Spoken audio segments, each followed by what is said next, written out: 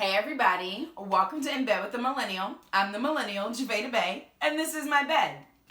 Today I want to talk about sex and gender because they are two very different things and I feel like we're not all on the same page of that. So I want to get us there. I want to get us on the same page because sex is the science and gender is the social, and we need to know what that means to fully have these conversations around sex and gender. Okay.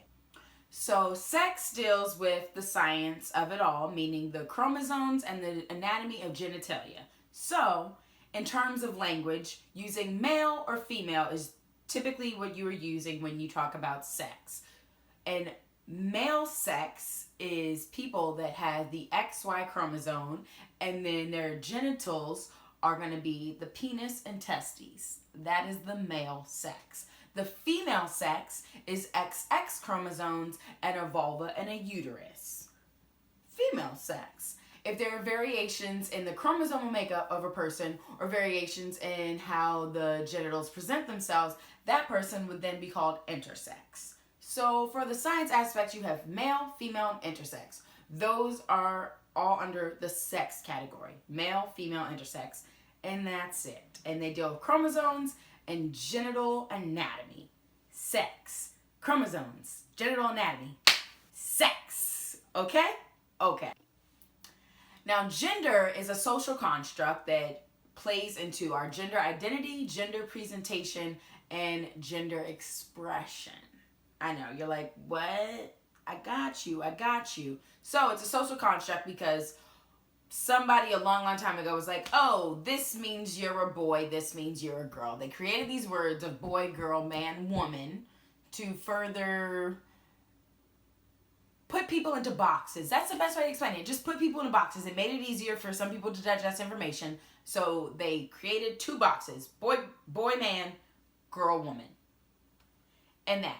And so the way it goes is that your gender identity is what you align with. So if you on the inside feel like, yo, I'm totally a boy.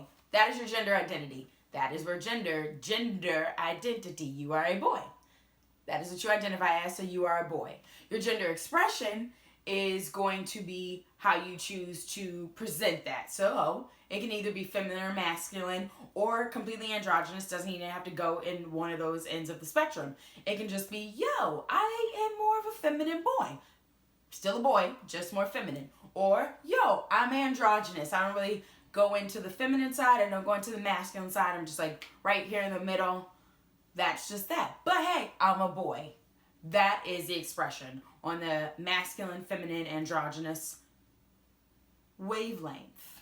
And then you've got gender presentation, which is how you outwardly portray your gender in the way you dress, the way you speak, things of that nature. So if we take it off of my outfit today, by societal standards, I'm leaning more to the masculine side, wearing a flannel. That is the gender expression. So if someone that didn't know me saw me, they'd be like, oh, that's a dude, except hair. And that all makes me look more feminine. So they'd be like, oh, that's a woman. You get what I'm saying? So gender is a lot more than what's below the belt of somebody else. Gender has to do with how they identify, but also how they express it, how they present it. There's so much more that goes into gender. It is not this like straight out the box thing, and it doesn't fall into just these two categories because you can be gender non-binary. There's so much more. So when we're having conversations around sex and gender, just realize that there's a difference. They are not inherently the same. You shouldn't talk about them the same, and you shouldn't interchange them all the same either. So that is that. Remember, sex is science, gender is social. If you have more questions about it, please come talk to me. Shoot me an email, slide into them Insta DMs, tweet at me, whatever it takes. I want to open up this dialogue on sex and gender because there's a lot of misconstrued thoughts around it.